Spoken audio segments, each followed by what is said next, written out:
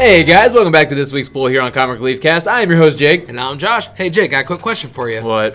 What is your literature of choice today? Jesus, can you just ask me to what are we reading? What are we reading? Yeah, thank you for asking, Josh. As you guys can tell, you've clicked on the Marvel episode for the week, and what we're going over today is Marvelous X-Men, Age of X-Men #1, Star Wars Age of Republic, Anakin Skywalker, Gunhawks #1, Old Man Quill #1, Tony Stark Iron Man #8, Champions #2, Wolverine the Long Night #2, Immortal Hulk #13, Conan the Barbarian #3, Avengers 14, and Daredevil #1. I thought you had one more. And right with that, we're going to get started with the Marvelous X-Men, Age of X-Men #1 by Zach Thompson and Lonnie Nadler. The artist is Marco Faia.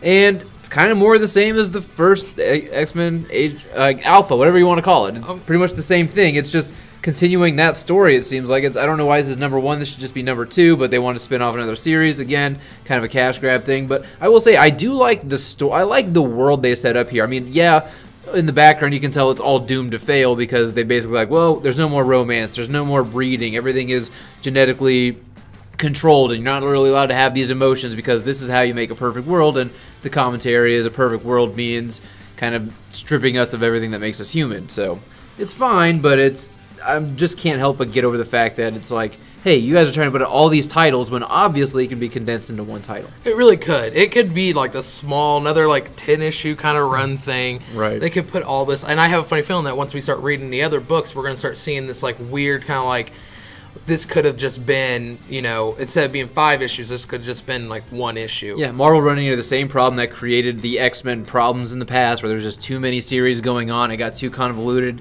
They've just kind of rushed headfirst into doing it again. So. It's sad, too, because the premise and the kind of like the way it's written is actually not too bad. The past 2 issues have not been a bad idea. It's been a really cool idea. I just can't get past it. Same with you. Like with you, I just can't get past the fact that there's like 5 different stories that's going to be 5 issues. Right. It bugs you because it just reeks of corporate, decision making. But with that, I will unveil our this week's episode rating system. I am going to give Marvelous X-Men, Age of X-Men, I don't know, #1, 2.9 suckheads. I'll give it 2.8 suckheads. All right, I'm going to move on to Star Wars Age of Republic, Anakin Skywalker. #1, writer is Jody Houser, and the artist is Corey Smith and Wilson Santos. And this is basically taking place in between the episodes 2 and 3, where Anakin is still pretty much just a Jedi with no inklings of turning to the dark side, and he kind of goes against the decision-making, against the grain during wartime, kind of questioning his identity during war and going, hey, I'm a general, but first and foremost, I'm a Jedi, and what I'm going to go do is against what my general said and go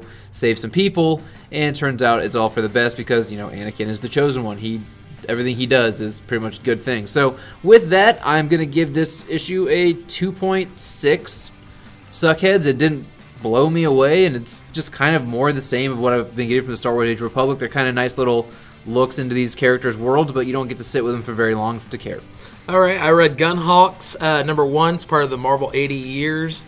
It's written by David and Maria Lapham, and the art is done by Luca Pizzeria. I know I said that wrong, but it looks close enough. I'm going to let it happen. Yeah, it follows a cowboy, a sheriff, by the name of Dean the Dead Man Donnelly. Yeah. All that alliteration. And he's the sheriff for this town that's up and coming in Arizona, and his past comes back to haunt him from when he was a soldier in the American Revolution.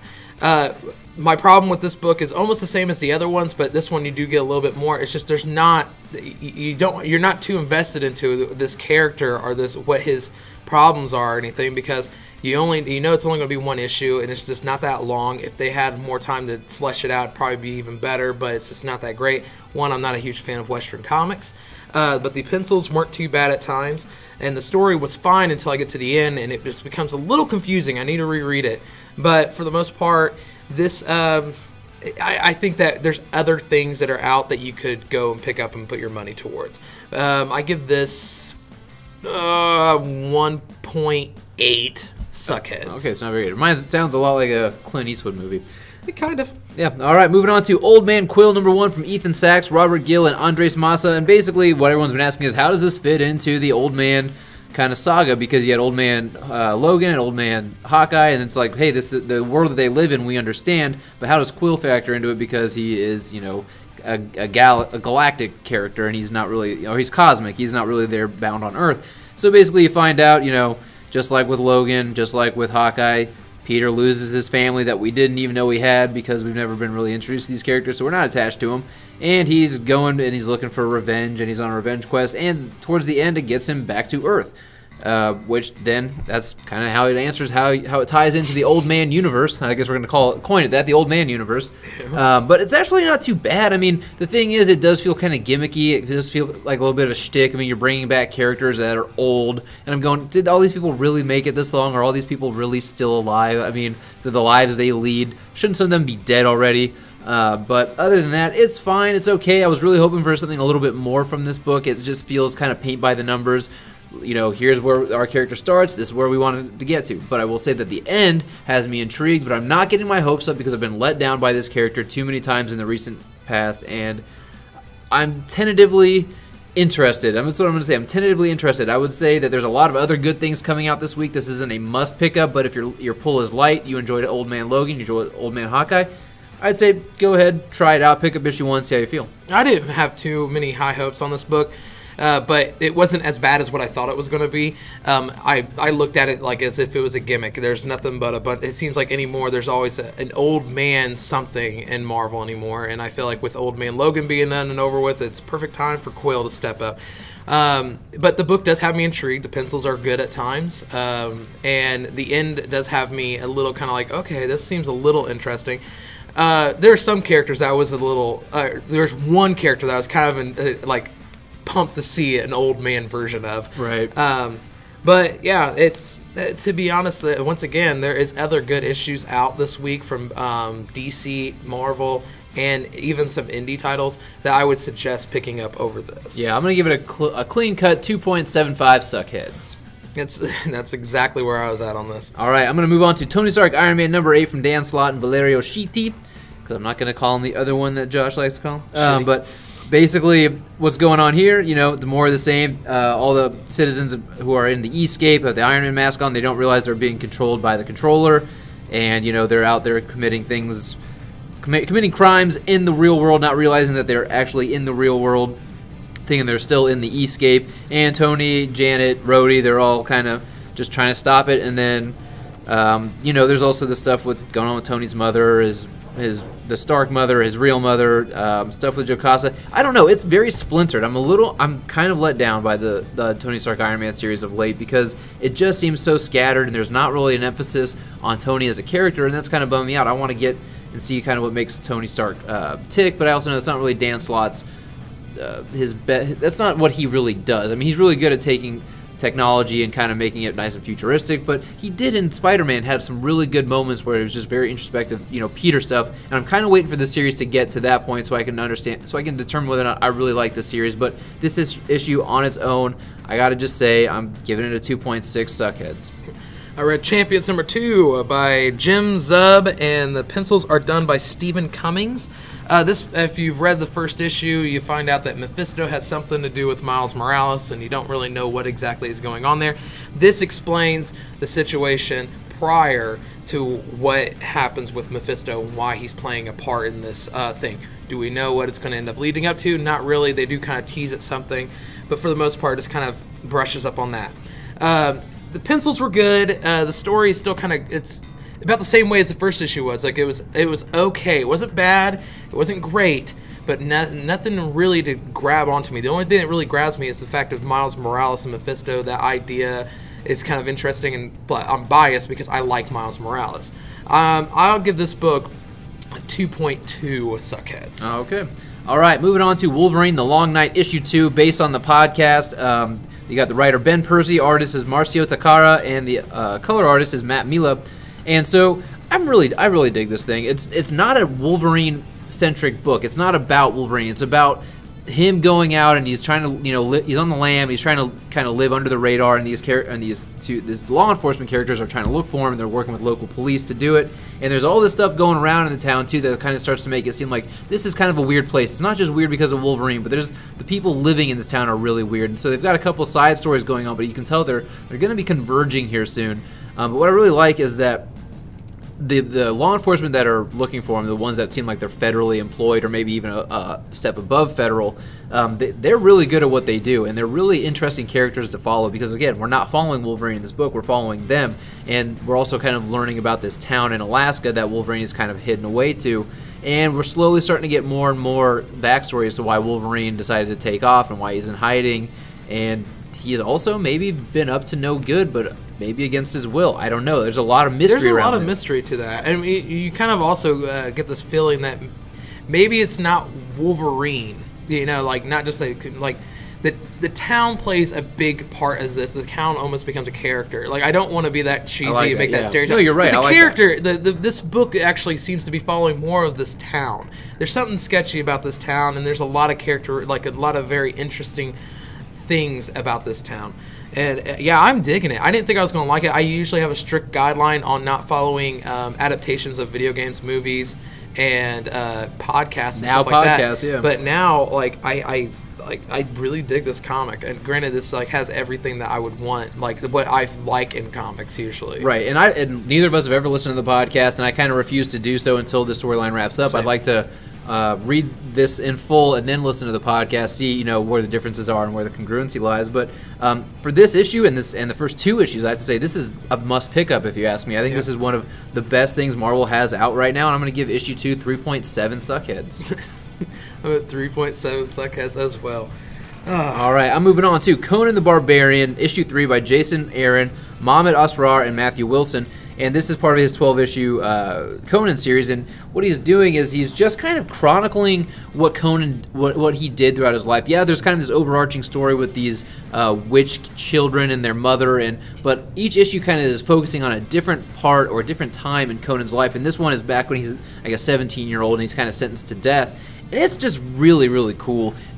Conan's a badass. Jason Aaron knows how to write. He understands mythology. He understands how to broaden mythology and deepen the mythology. And as someone who's never been a fan of Conan, never cared about the Arnold Schwarzenegger movies, never read any of the other Conan stuff, this thing is just a treat to read. And of course, the covers and the pencils are great. I got to give this one 3.4 suckheads. Conan is definitely one of those series, I would say, because it's also limited, something you need to be picking up and checking out, because also I think Conan is going to be brought into the main Marvel continuity here at some point too. So I read Immortal Hulk number 13 by which I Al did Ewing not for and the Joe first Bennett. time. I know, and I wish that you did, because you get so excited about it and you can make the like our review so much better on this book. But this kind of ends this whole thing of like Immortal Hulk being in hell, and this issue was great. And Jake, you're gonna love this issue because it broadens more of those mythos that was in the last issue. But man, and Al Ewing just knows how to write horror books, and they bring in this eerie feeling to a book. And I know I'm sounding like a broken record right now, but he knows how to bring this eerie feeling to it. But at the same time, in this issue, you get a lot of really humbling moments that really kind of like, even though it's really dark and creepy, it definitely makes you feel a little warm inside. Does it humanize these characters? Is that what you're talking about? It humanizes a couple of things, yes. And it was just it was a damn good issue, and it's a damn good story arc. I mean, the cover of the book isn't lying. It says Best of 2018 as a quote, and it has all these different places that said that, including us. It's not on here, but we said it too. Best of 2018, and it's still going strong in 2019. I suggest if you haven't been picking this up, you need to be picking it up. I give this issue 4 suckheads. I feel like I've been teetering on this for a while, between 3.85 and 4. All right, well, I will second that you guys need to be picking up Immortal Hulk if you're not already. That is a must-read series from Marvel, if not the must-read series in almost all of comics right now. Yeah. All right, moving on to Earth's Mightiest Heroes, The Avengers, number 14, from another Jason Aaron and David Marquez, Ponsor, and Carlos Pacheco. That's it. So basically, if you guys have been reading Avengers, you guys know it's just a fun book. It's really building up a lot. Like, you can tell from that issue 700 that this book is going to, in the future, hold a lot. And it's going to be tying into War of the Realms. So obviously, Jason Aaron's writing it. So this book's got a lot of things. It's got a lot of pieces on the chessboard that it's got to kind of try to maneuver perfectly. And so what they're doing is they're setting up a new arc with basically Dracula is gone. There's a war because Dracula can't be found. So the vampire world itself is at war with itself, and there's Jason Aaron loves to do this. He loves to make team-ups. He loves team-ups. So he did that with, like, the Russian Winter's Guard. He's got the Avengers. He's got Namor and his stuff going on. Now the vampires have their own little team led by Shadow Colonel. And there's actually a really great scene between him and Blade that reminded me a lot of the Dark Knight Batman Joker scene when they're interrogating. But this book, it's setting all that up, and it's going on all over the world. And the way this book ends makes me go, hell yeah, Jason Aaron, you know how to bring it to you know how to save the suspense, you know how to set everything up. And of course, there's actually something going on with Robbie Reyes too that he's been kind of sprinkling throughout the rest of the book. You want to talk about it? Yeah, well, the Robbie Reyes thing was really badass. That's one thing I'm really loving about Jason Aaron's Avengers run is not just that he's like fleshing out all these characters. He's making Black Panther a prominent character in the Marvel universe, which he already was, but making him even bigger. But on top of that, like, he's taking a character that nobody really cared about. I never really cared about Robbie Reyes. I only liked Johnny Blaze as Ghost Rider, and even then, I'm not a huge Ghost Rider fan. But he makes you actually, like, he gives Robbie Reyes some awesome moments, and this is another awesome moment. This is another, like, it's not this exact moment, but this is, like, for me, seeing that scene, and I'm not going to say exactly what it is, but it reminded me of that scene where Robbie Reyes starts riding the Celestial, right? Like, and using that as a Ghost Rider. So I'm digging this, and for this book, I mean, it's a normal-sized comic book, but man, is there a lot of information. Oh yeah, there's a lot of unpacking in this book. And what I love, too, is that it feels like Marvel is just like, look, we haven't done a whole lot of in-depth with Robbie Reyes yet. We're going to hand the reins over to you, let you do it, because you're so damn good at this. So with issue 14, I'm going to give it 3.75. I'm going to give it 3.75. Suckheads, and this is where we also got our rating system. You know, Blades is in the Avengers now, so you know he calls the vampire suckheads. Actually, he does a really good job of writing for Blade. It does feel like Wesley Snipes. I can hear Wesley Snipes while I read Blade. Yeah, same here. I was actually about to say that. If you're a Blade fan, make sure you pick this book up because this is the first time Blade's been in a Marvel comic since Spirit of Vengeance. A long time. They did that Spirit of Vengeance a couple of years back. Yeah. I give it 3.75 Suckheads. All right, and our last issue that we're moving on to is the new Daredevil series by Chip Zdarsky, Marco Checchetto, and I'm so happy to say that I'm ready for this Daredevil run because I wasn't a fan of Charles Soules, and after reading Man Without Fear, that 5-issue by Jed MacKay, I believe, and now you got Chip Zdarsky on here. This dude, I don't know what it is, but when a talented writer gets on Daredevil, they can start fleshing out ideas and aspects of Daredevil that I never really even thought to consider, or they go further with it. They further that in a way that I'm like, man, that is just so smart to use it. And so this is Daredevil kind of getting his footing back. You know, he was in the hospital for Man Without Fear, and he wants to be Daredevil again. You know, but he's down on his luck still. He's not at full capacity. He's running at maybe 50%. So he's out there trying to do what he used to do, but he's not there physically yet, and it's getting him into a lot of trouble. And then, of course, the Kingpin stuff is still going on, so superheroes are just persona non grata here in New York City. And I loved everything about this. And Marco Cecchetto's art, his pencils cannot be underplayed here. It serves a huge it's a huge service to this book.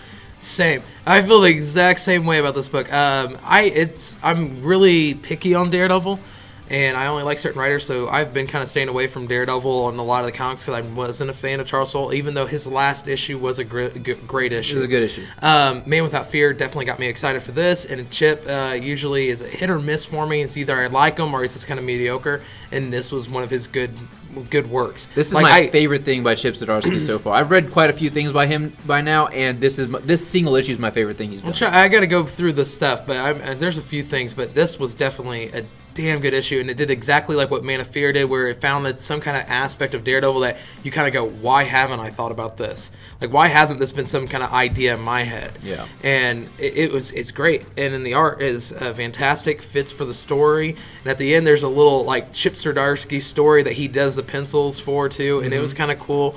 But like, it reminded me of a lot of Mark Waid's run on Daredevil. Yeah, it was the whole book was fantastic. Definitely my favorite read from Marvel this week. It is, and it's an issue 1, so it is a $4.99 book. But I will say that this book is more Batman than Tom King's Batman, even too. I mean, yes, it's Daredevil, but it feels like what Batman should be, and I love that about it because Daredevil. I've always thought Daredevil was more Marvel's Batman than any other character, and probably a lot of credit to Frank Miller to that. But this book.